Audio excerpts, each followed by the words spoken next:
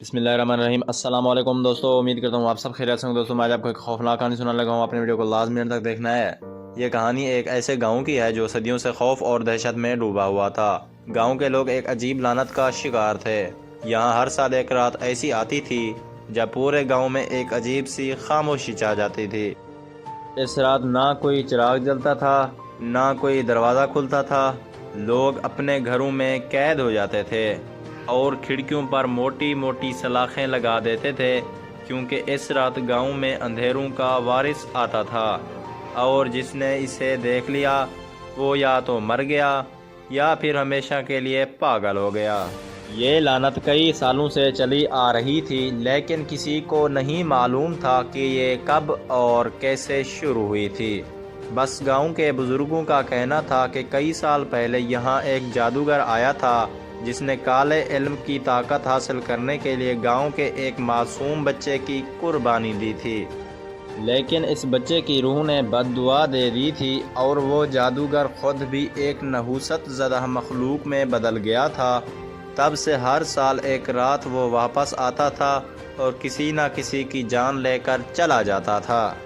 ये कहानी गांव के एक नौजवान अरहम की है जो इन सब बातों को एक बेबुनियाद कहानी समझता था।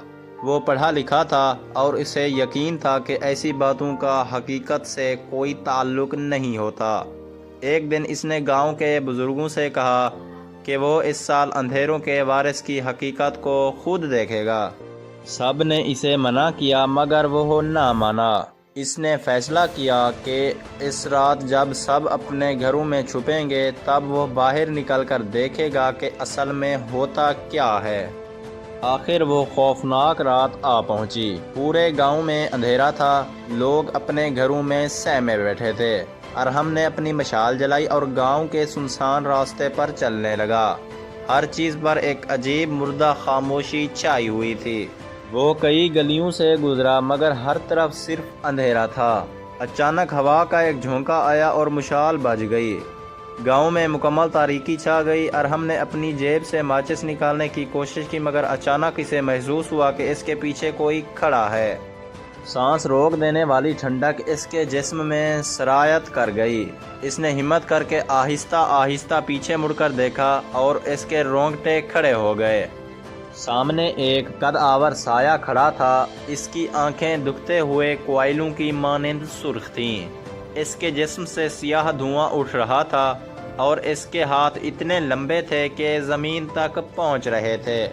वो ज़मीन पर नहीं बल्कि हवा में मुअल्लिक था और इसकी सांसों से बदबू उठ रही थी। अरहम ने पीछे हटने की कोशिश की मगर इसके पैर ज़मीन से चिपक गए। इसकी ज़बान जैसे मफलूज हो गई थी। वो चीखना चाहता था मगर आवाज़ इसके हलक में दब गई। अचानक इस मखलूक ने अपना लंबा हाथ बढ़ाया और अरहम के कंधे पर रख दिया। साथ ही पूरे गांव में एक ज़ोरदार चीख गूंजी।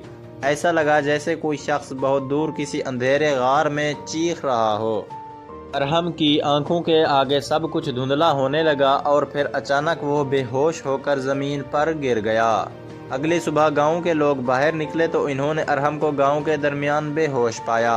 इसकी आंखें खुली हुई थीं मगर वो ना हिल रहा था ना कुछ बोल रहा था। इसके चेहरे पर एक अजीब खौफ जमा हुआ था, जैसे वो कुछ ऐसा देख चुका हो जो इंसानी अक्ल से बाहर हो। कई दिन गुजर गए मगर वो इसी हालत में रहा। फिर एक दिन अचानक वो हंसी हंसी में बोलने लगा और इसके अल्फाज ने सबको खौफ में डाल दिया। वो कह रहा था, मैंने उसे देख लिया, मैंने उसे देख लिया। अब मैं भी इसका हिस्सा हूँ। वो आ रहा है और तुम सबको ले जाएगा। इसके बाद वो ज़ोर ज़ोर से हंसने लगा और इसकी हंसी गांव में एक गूंज की तरह फैल गई। फिर वो अचानक चीखता हुआ भागा और जंगल में गुम हो गया।